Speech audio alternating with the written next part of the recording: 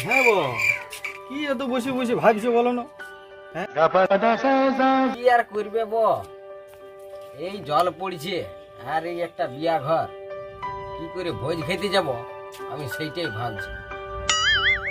হ্যাঁ, সেটাই তো। সকাল থেকে মেঘটাও তো আমার হুড় হুড় করছে আর জলও পড়ছে একবার করে। এই আবহাওয়াটা দেখে আমার একটা ধাঁধা মনে পড়ে গেল। তো তোকে ধাঁধাটা শুধাবো? হ্যাঁ ই বাবা বলবি নেই মানে, হ্যাঁ বল। তো ঠিক আছে, তাহলে বলছি। বন্য ভারতের কোথায় সব থেকে বেশি জল পড়ে? সেইটাই তো রে বাপ, শালা বড় কঠিন প্রশ্ন যে, কি হবে রে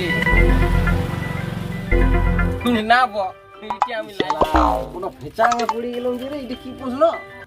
তো হ্যাঁ রে ঝুমটা তুই পারবি এটা? এটা শালা বহুত কঠিন প্রশ্ন রে ভাই। এটা শালা আমার দ্বারা হলো না। এমনিতেই তোরাই মনে কর পারিস, আমার দ্বারা কি করে হবে? আমার এমনিতে ভেজার কম চলে একদম। দেখ দি তোরা পারবি তো। তাহলে হ্যাঁ রে বাপ, তুই বলে দে, তুই বল। ও আগে বল। যা হবে হবে তুই বল। শুনি হ্যাঁ আমরা। বিকাল বেলা দুটো সিঙ্গারা খাওয়াই দিব, তাও বল। তাহলে বলেই দিছি, তোরা যখন নাই পাচ্ছিস।